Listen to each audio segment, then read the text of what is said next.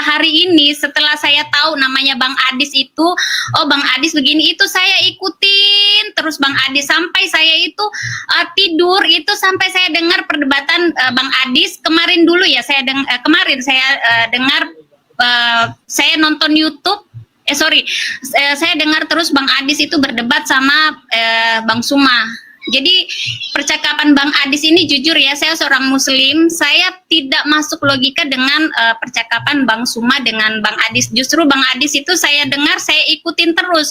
Ini sumpah demi Allah Bang, saya ngikutin terus Bang Adis karena di otak saya itu logikanya masuk. Sedangkan gitu yang Bang, dikatakan... jadi saya selalu dan saya catat apa yang saya nonton tentang masalah Tuhan Kristus, terus saya nonton tentang masalah Bang Adis gitu, maksudnya apa namanya, pengucapannya Bang Adis itu dalam logika saya masuk gitu, makanya saya nonton terus, bahkan saya tadi nyari Bang, gimana caranya saya bisa bertanya sama Bang Adis ya masalah itu, tentang kayak Abang, aku baru tahu Abang, aku taunya Aisyah itu dinikahi sama Muhammad itu umur 13 tahun, bahkan adik saya juga mengatakan seperti itu. Nanti saya dengar dari Bang Adis kalau Aisyah itu dinikahi Nabi Muhammad itu nanti umur 6 tahun. Dan di situ saya, loh kok seperti ini gitu. Makanya saya di sini saya cari terus sampai saya nonton tadi masalah tentang film Nabi Muhammad, dan tapi sebelumnya saya nonton film Tuhan Yesus. Kayak gitu Bang. Ya. Di logika saya, menurut saya orang muslim, saya banyak logikanya masuk dengan Bang Adis. Nonton saya sampai diketawain sama bapaknya anak-anak. Kok kamu ngikutin itu terus? Iya, malah justru menurut ya, Kak Nara justru argumen-argumennya Juma yang tidak masuk akal. Tidak masuk akal. Banyak yang tidak masuk akal dan dia cuma bahasanya terlalu tinggi, terlalu lantang, terlalu dia merasa dirinya aja yang, oh saya hebat nih, saya bisa, saya pintar gitu. Tapi saya di logika saya tidak masuk Abang. Tapi gini, banyak yang komen katanya, alah ini settingan katanya, ibu ini bukan muslim. Gimana kalau kita coba jangan-jangan ibu ini jangan-jangan bukan muslim. Gini Abang, saya boleh, ini yang kenapa saya beberapa hari ini tidak sholat Abang. Di tahiyat akhir kan, at-tahiyatul mubarakatuh sholawatu thayyibatulillah, assalamu alaika ayyuhan nabiyyu warahmatullahi wabarakatuh, assalamu alaina wa ala ibadillahi salihin, asyhadu la ilaha illallah wa asyhadu anna muhammadar rasulullah, Allahumma salli ala Muhammad wa ala ali Muhammad kama sholata ala Ibrahim wa ala ali Ibrahim. Kenapa? Ini yang saya pertanyakan lagi Abang, kenapa Nabi Muhammad diduluankan baru Nabi Ibrahim? Setahu saya Nabi Ibrahim itu adalah Nabi pertama dan Nabi akhir itu adalah Nabi Muhammad. Kenapa setiap kita sholat, kita mendoakan, saya di situ baca artinya, kenapa kita sholat itu membaca, seakan-akan kita itu mendoakan Nabi Muhammad terus melebihi dari Nabi Ibrahim. Oke. Itu yang saya mau tanyakan. Iya. Padahal kalau kita baca dalam Al-Quran, tidak ada dibeda-bedakan Nabi itu ya kan. Tapi kelakuan umat muslim terhadap Muhammad itu sudah sangat berlebih-lebihan begitu. Di dalam riwayat-riwayat dikatakan sangat menyanjung Nabi Muhammad. Maksudnya saya itu saya mau tanyakan itu Abang Adis itu kenapa itu Abang Adis? Ya, karena memang pada prakteknya begini. Di dalam perkembangan zaman, ya, sekarang itu banyak orang-orang yang mengaku-ngaku keturunan Muhammad. Yang menggelari diri mereka sebagai Habib-Habib. Nah, Habib-Habib ini, mereka sangat menggembar-gemborkan betapa mulianya Muhammad. Sehingga umat muslim akan digiring sedemikian rupa untuk mengkultuskan dia dan keturunannya. Nah, apa keuntungan bagi mereka? Cuan, fulus. Ketika keturunan-keturunan Muhammad dalam tanda kutip yang mengaku-ngaku keturunan Muhammad ini, mereka gembor-gemborkan, turunan Nabi itu mulia. Bahkan dikatakan, kalau ada ulama yang sudah gila, dia bisa dikatakan mantan jadi orang gila, dia tidak bisa disebut lagi sebagai ulama. Tapi kalau ada turunan Nabi gila, dia statusnya masih turunan Nabi, masih Habib, katanya. Dan mereka sangat dimuliakan. Ketika mereka sangat dimuliakan, mereka mendapatkan uang yang banyak. Contoh, bekas tisunya, ya kan? Nih, bekas tisu elap turunan Nabi. Wah, umat muslim rebutan. Cium-cium kakinya, bekas minumnya, banyak sekali. Lihat aja, bagaimana orang-orang Islam sangat mengkultuskan keturunan Nabi, keturunan Muhammad. Nah, padahal di dalam Al-Quran ada ayat yang mengatakan, Makana Muhammadin aba ahadim mirjalikum. Bukanlah Muhammad itu bapak dari salah seorang laki-laki di antara kalian. Muhammad itu bukan bapak dari seorang laki-laki di antara kalian. Tapi sekarang banyak orang ngaku-ngaku turunan Muhammad. Ketika mereka mengaku keturunan Muhammad, orang-orang Islam di negeri kita ini sangat-sangat menjanjung, memuliakan mereka. Ya kan? Sehingga mereka dapat uang yang banyak dari situ. Seperti itu. Makanya ada semacam pengkultusan. Muhammad tuh harus dikultuskan. Seperti itu. Riwayat-riwayat mereka mengatakan tuh kencingnya Muhammad diminum, darahnya diminum. Ya, Sudah pernah dengar? Ya. Sudah pernah dengar kan? Baru dengar, makanya saya itu juga baca kemarin Abang. Terus saya juga ini ada lagi saya pertanyakan ini Abang. Kemarin saya ada nonton juga Abang berdebat sama siapa yang di Malaysia itu ya Bang ya, yang perempuan yang bercadar itu. Abang bilang enggak boleh ke sini, enggak boleh. Kenapa itu kan yang ibu Malaysia yang bercadar itu Abang? Ya, itu saya lihat perempuan itu seharusnya tidak diharuskan untuk berhijab menutupi kepala itu, karena tadinya itu Nabi Muhammad istri para nabi itu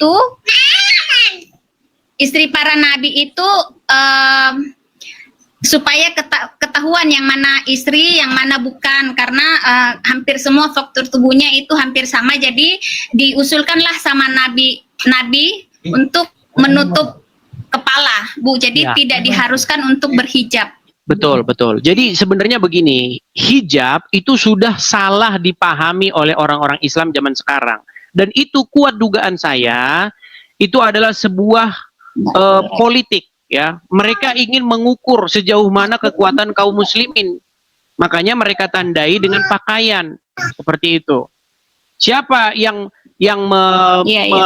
memproklamirkan supaya gerakan-gerakan berhijab ini? Namanya Hasan Albani, itu dari Mesir, gerakan dari Mesir. Sebelumnya nggak ada orang Islam berhijab. Apalagi mungkin Ibu Nora kan kelahiran yang lama kan, mungkin kita nggak tahu, mungkin Anda lebih tua atau apa. Dulu zaman-zaman saya sekolah nggak ada perempuan Islam pakai jilbab, nggak ada. Lihat foto-fotonya zaman dulu, nggak ada perempuan-perempuan pakai jilbab. Itu perempuan-perempuan pakai jilbab itu baru sekarang saja. Dan itu, gerakan itu pertama kali dipelopori oleh seseorang yang bernama Hasan Albani dari Mesir. Nah, dulu nggak ada. Nah, adapun zaman dulu, itu Umar sering melihat istri-istri Muhammad tuh buang air, BAB, buang air besar. Nah, karena mereka ingin membedakan mana budak, mana bukan budak, maka disuruhlah pakai yang namanya penutup itu, hijab. Itu idenya Umar. Makanya ada seseorang muslim, cendekiawan muslim, namanya itu adalah Profesor Dr. Sumanto Al-Qurtubi. Nah, Profesor Dr. Sumanto Al-Qurtubi, kalau tidak salah ya namanya, saya agak sedikit lupa. Dia pernah menulis sebuah buku, namanya itu Lubang Hitam Agama. Di dalam buku itu, ada sebuah ayat, ada sebuah paragraf di mana dia membahas Umar bin Khattab dan Muhammad bersekongkol mengarang ayat Al-Quran. Ayatnya tentang itu, tentang bagaimana Umar memberikan ide kepada Muhammad. Wahai Muhammad, bagaimana kalau istri-istrimu ini dipakaikan hijab? Lalu Muhammad setuju. Ya. Akhirnya turunlah ayat. Sudah dipelajari? Saya baru sekilas baca kemarin abang, makanya saya kan itu semenjak abang berdebat itu saya baca sedikit. Saya belum sempat karena saya sempat kemarin kan nonton itu tentang Nabi Yesus, terus tentang Nabi Muhammad tadi saya nonton, tentang perdebatan abang kemarin saya nonton sampai jam 4 itu karena seru ya berdebat di dalam room itu. Jadi saya pikir kan abang Adi sama ibu-ibu ya berdebat sama Bang Suma, terus Bang Suma sama rekannya.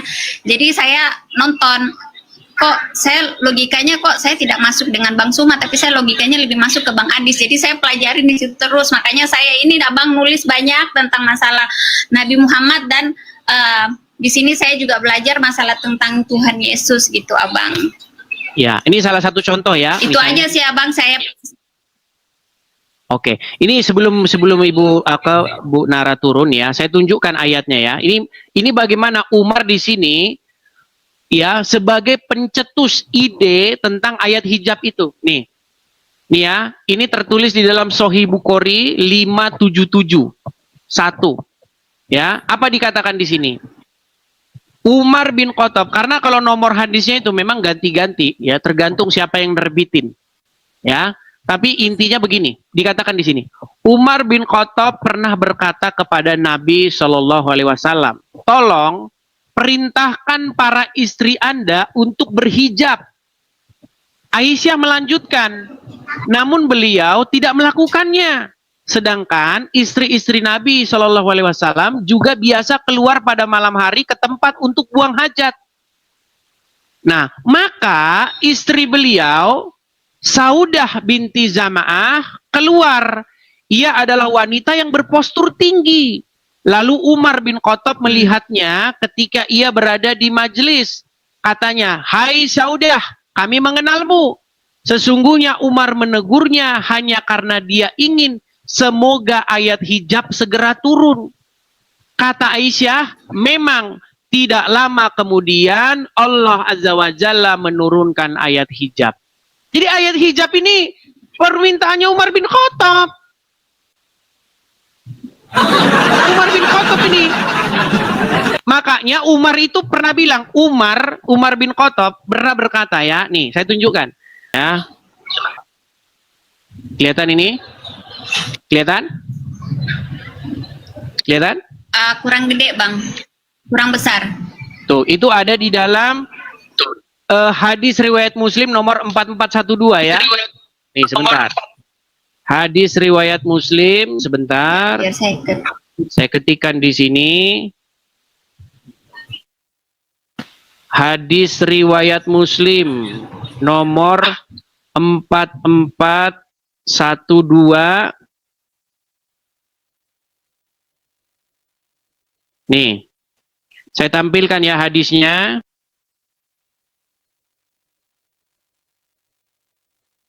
Waduh, terpental Ibu tadi. Terpental. Nah ini teman-teman ya, kelihatan ya.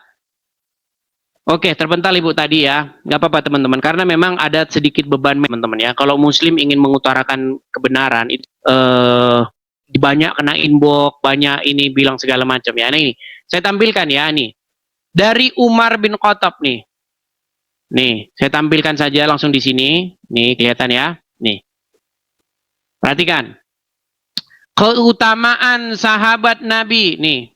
Sahih Bukhari 4412 telah menceritakan kepada kami Uqbah bin Mukram dan seterusnya ya telah mengabarkan kepada kami Nabi Ibnu Umar, dia berkata, Umar bin Khattab pernah berkata, sesungguhnya pendapatku pernah disetujui oleh Allah Subhanahu wa ta'ala dalam 3 hal, yaitu apa? Tentang makam Ibrahim, menjadikan peristiwa hijab, dan tentang tawanan perang Badar.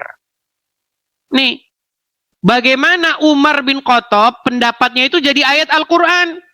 Makanya di dalam buku Lubang Hitam Agama dikatakan Umar bin Khattab dan Muhammad bersekongkol mengarang ayat Al-Quran. Ini, ya, dalam 3 hal. Salah satunya adalah tentang hijab itu. Jadi hijab itu Umar, idenya Umar.